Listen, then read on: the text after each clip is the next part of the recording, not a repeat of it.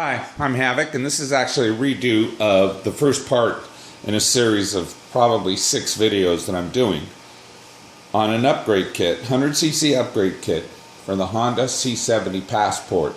Now, this kit should work for pretty much all C70s, but I haven't tried it on a C70 prior to 1982. I've only installed it on the CDI systems for 82 and 83, but I would think that they would work for all of them. Now, the reason why I'm reshooting this video is because the kit that I purchased was incomplete, and I wanted to kind of put something together that give you the best of both worlds. So I'm not going to go over all the different reasons as to why I did it. This video is just basically showing you everything that I purchased. Now, in this, the first kit that I got from Too Fast Moto is everything on this side, including the gasket set. The head is a little bit different than the stock head. In other videos I show the differences, so I won't go over that either. And so you get the head, you get the cylinder, you get the piston, and all the rest of the paraphernalia for the head, including the spark plug, wrist pin, and the gasket set. Now, the gasket set really just works with these items.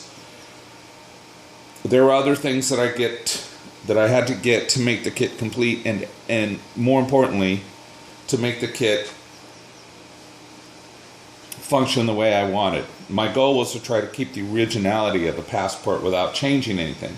There are things that I did to the intake. I still kept the stock parts, but there are things you can do to the intake to make it breathe at a higher volume. Now, the other things that I got, I'm going to go over right now too, is this carburetor. In other videos, I explain in detail the differences of this carburetor. I think what I'm going to do later on, I'm going to post this video now, but later on I may add links to where I purchased these items, because this is a very important carburetor for a lot of reasons, and I go over that in other videos. Also, this intake manifold, this really was the hardest item to get, because I mean it just was very, very difficult for me. There was so many different things that were wrong with all the intakes that I were getting, and I wanted this to fit on the stock intake. So I found this. It's perfect. The sizes are perfect. I go over it in other videos. So I will probably attach later on links to all of this information. This gasket is the bottom pan gasket, which would fit basically on the carburetor. I mean, on the engine side. So be like, it would actually fit like this, and the carb is going to connect here. I'll go over that in later videos, and there's a reason why I need this, so that's an important gasket. I also had to obtain these 2 gaskets. This one here goes on the bottom here, and then this one goes here. All right, and then the cam chain, which didn't come with the kit, but Too Fast Moto made it available for me, so I really appreciate that. That's important because when you do this kit, the stock cam chain no longer fits. I'm going to go over in a later video how that works. Also, some other things that I purchased to improve the performance. If you have a tire chain, if it's the original chain, if it's a rusty chain, any of those reasons, just buy another one. They're very cheap on eBay, and you can't believe how much difference that makes by just having a new chain on your bike. The other thing is, people talk about running multiple filters on these systems, on this fuel system. Don't do it. I have problems with it. When I run a larger carburetor, and this is a 20 millimeter, it's even worse, especially when I get down to reserve tank. So I purchased the widest diameter fuel line I could get that would fit comfortably on these nipples.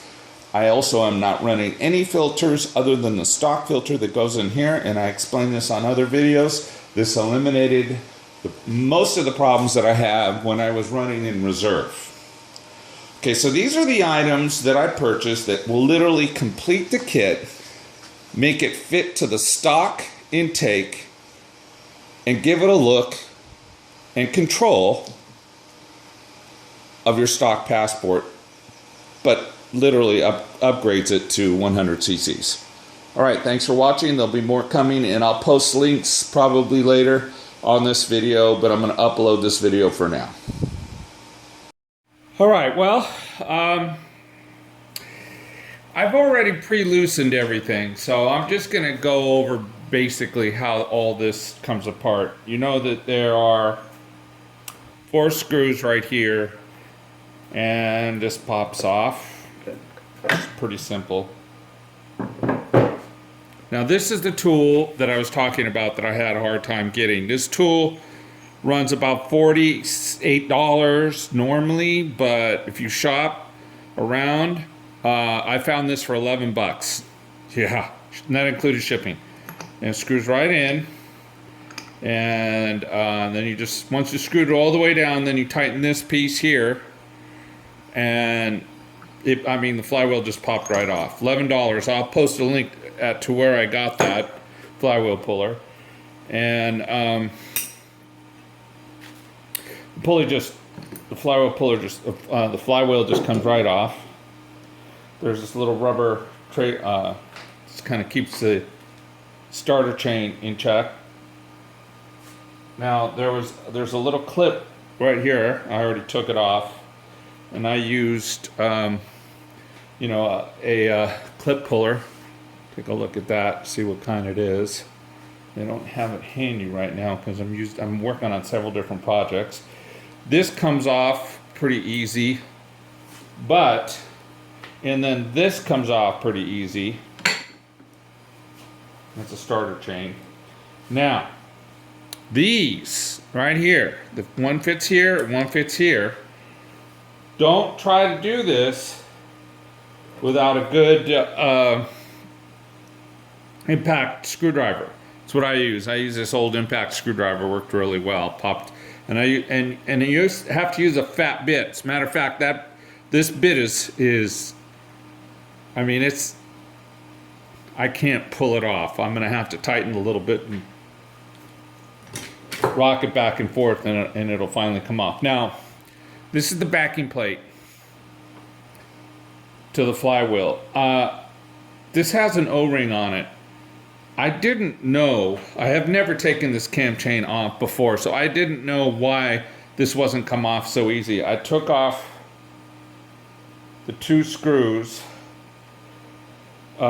here and here, but yet this wouldn't come off. So what I did was I attacked it from underneath here. I just pried a screwdriver and popped, I don't know if you can see that, this side, and then I did this side.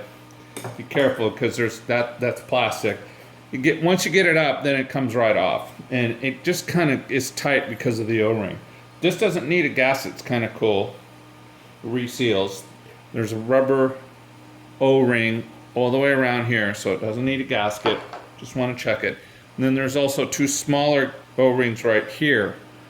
Just make sure that they're still there. Sometimes they come up with a backing plate. You want to make sure that they're still in there. And then the thing that caused me so much trouble, cam chain. Woohoo! Comes right out. Awesome. And the new cam chain, I wonder if you can see the difference in size. It's just a little bit bigger, but that's all I needed. 84 tooth.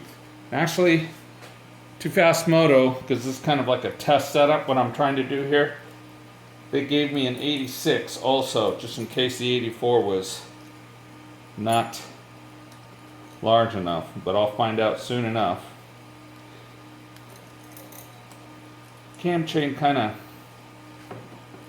fits on real easy, just like that, and it's in. That's exciting. Okay, so that this video, I'm probably going to add more to it. I may upload it, I'm not sure, but I might add more to it, or I may just upload it as a bit and then edit it later.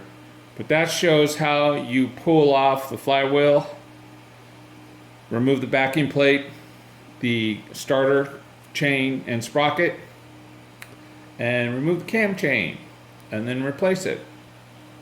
Hello, passport enthusiasts. This is Havoc. What you're staring at is my 100cc upgrade kit. And it's beefy looking and awesome, and I'm excited. I'd do a dance, but I'd shake the video. Compression, taking the plug out, turning the motor around, is perfect. Got a couple of concerns. The timing chain seems to be just a little too tight, but I'd rather have it too tight than too loose, so I think I'm going to be okay there. The bigger problem is this nut and this nut will not torque to specifications. I can feel them start to strip, and I don't want to tempt fate. There's a couple alternatives. One of them is I can order longer bolts from Too Fast Moto, but then I have to lose the dome caps. I mean, I guess I could get some bigger washers to where they could still fit, but that might look a little stupid. I don't know. I'm hoping to get away with that. These are kind of old nuts anyway, so maybe I got 4 new ones coming, and maybe if I sand this down a little bit here and a little bit there, I mean, this doesn't really need, it's just a cap, so I don't think I'm losing structural integrity. Maybe I can get enough to where I can lock that down. There isn't a lot of torque for spec for those nuts, so I'm not too worried about it. We'll see what happens. The other thing is I wanted to show everybody is that you'll see this setup has 2 gaskets, 2 spacer gaskets. This one I had to put in, and this one's got a heat shield on it, but that's just the way it came.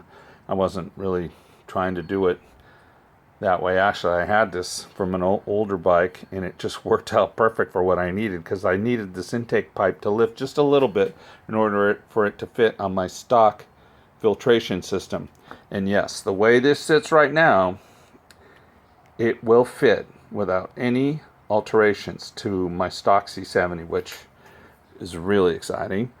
This carburetor I talk about is the 20 millimeter carburetor. It's the largest I can put in on my bike without having to change my filtration system. It did not come with a dual fuel valve. I had to put in this one, but everything else is ready, and she's close, man. Let me just get those nuts and put them on and see what happens.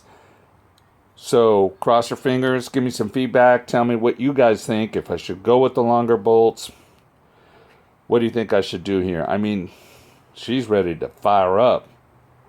Woohoo!